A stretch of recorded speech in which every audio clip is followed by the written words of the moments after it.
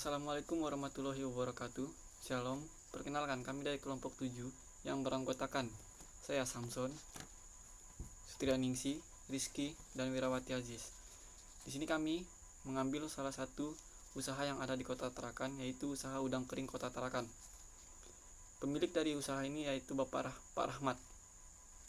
Di sini kami akan memberikan kesimpulan hasil dari wawancara kami terhadap narasumber.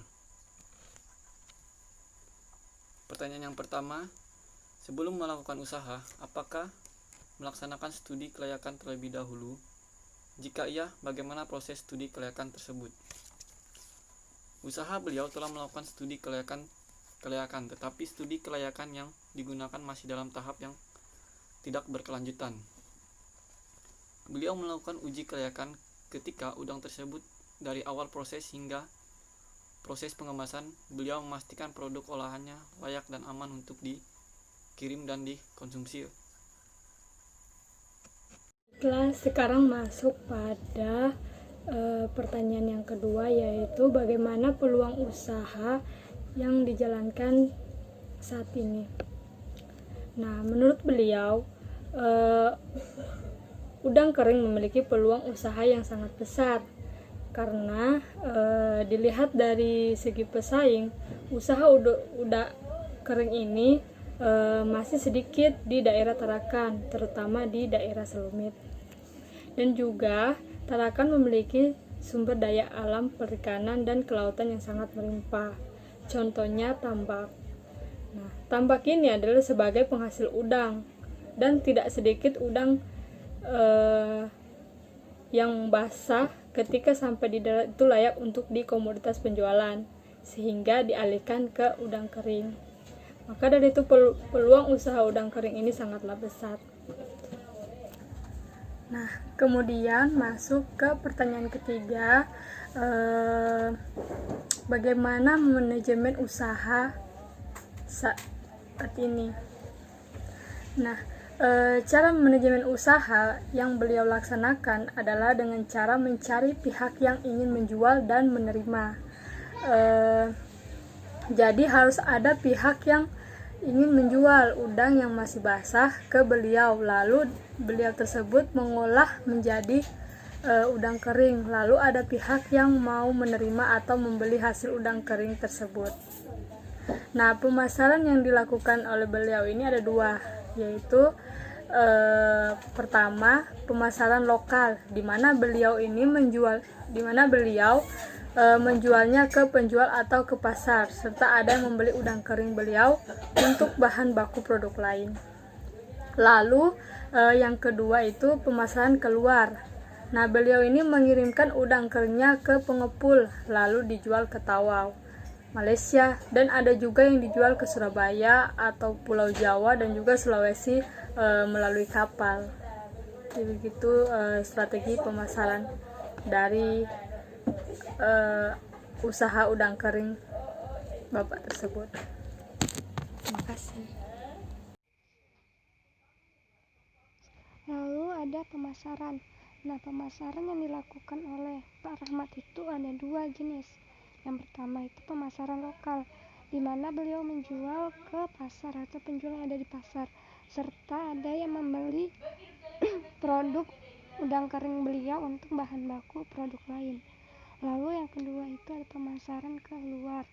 Beliau mengirimkan udang keringnya ke pengepul, lalu akan dijual ke Tawau, Malaysia, dan juga ada yang dijual ke Surabaya serta Sulawesi melalui kapal laut. Lalu perencanaan dan pengelolaan keuangan yang beliau lakukan itu dengan cara memutar modal. Beliau menggunakan modal untuk membeli, membayar, dan untuk safety.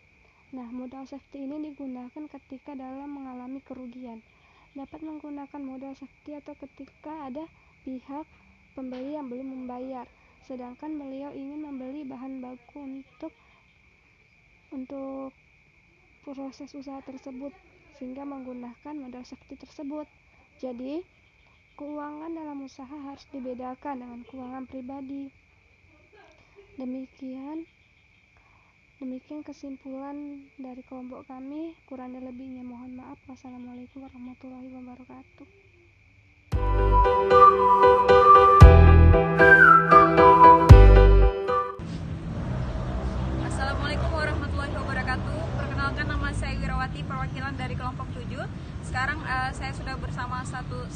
tentang narasumber kita yang memiliki usaha udang kering di Kota Tarakan.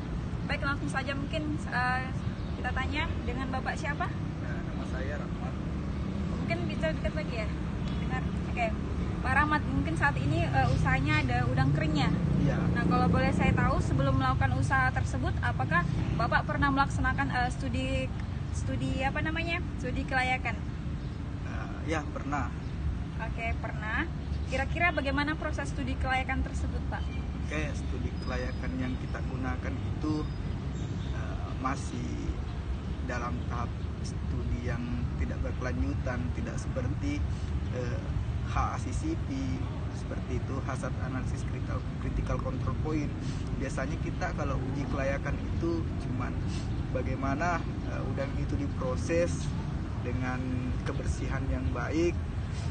Kemudian ketika kita menjemur tidak ada hama penyakit seperti lalat. Kemudian di proses packagingnya juga kita sanitasi lah.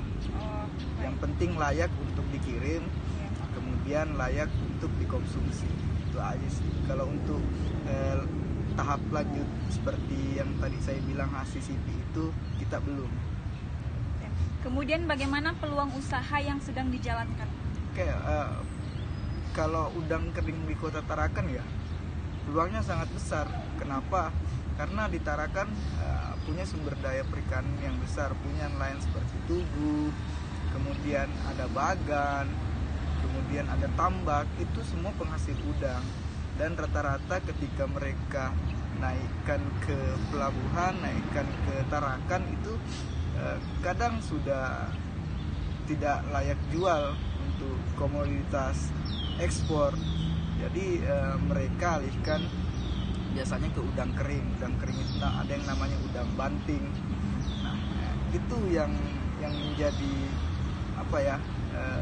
peluang usaha.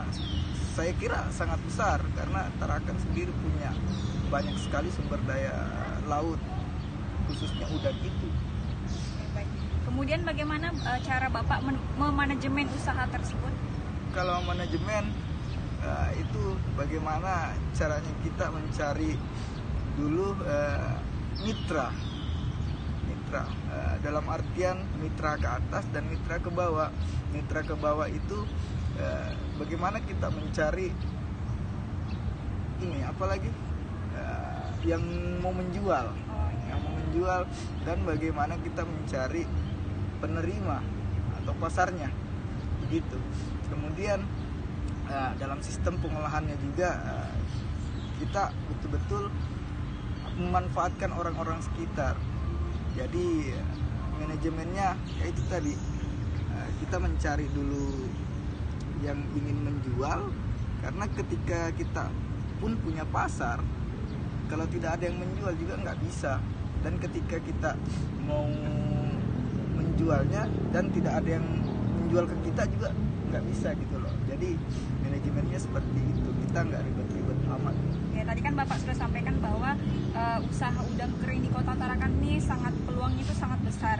Nah, saya pengen tahu bagaimana sih pemasaran Bapak itu seperti apa? Oke, kalau pemasaran di sini banyak ya. Kita punya rantai pasar yang beragam. Ada yang dikirim ke lokal, ada yang dikirim ke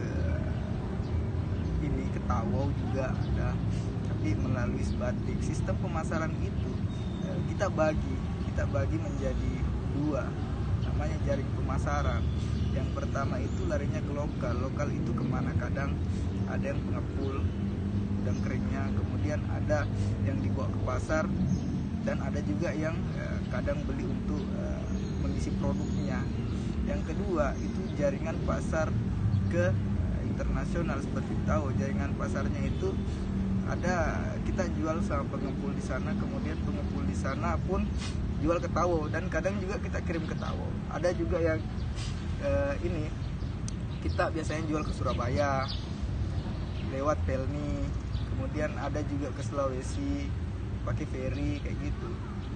Kemudian bagaimana perencanaan dan pengelolaan keuangan di usaha Bapak tersebut? Kalau pengolahan keuangan bagaimana kita caranya memutar modal ya Mbak ya. Iya. Kalau kita mutar modal itu kita pakai 3 modal. Jadi dalam artian modal pertama itu untuk membeli, modal kedua itu untuk membayar si nelayan-nelayan ini yang naikkan udang ke kita. Kemudian modal ketiga itu namanya safety, modal safety, apabila ada kerugian bisa ditutupi dengan ini. Nah, dan modal safety ini bisa juga digunakan ketika misalkan kita menjual ke sana, belum tentu hari ini dibayar dan kita ke bawah harus juga membayar orang. Jadi modal ketiga inilah yang dipakai nanti untuk membayar, itu namanya modal safety. Saya kira itu kalau manajemen keuangannya. Baik, terima kasih Pak atas waktunya pada hari ini. Saya ucapkan terima kasih.